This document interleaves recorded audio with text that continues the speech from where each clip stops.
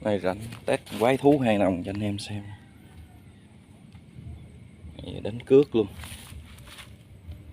Hai nòng.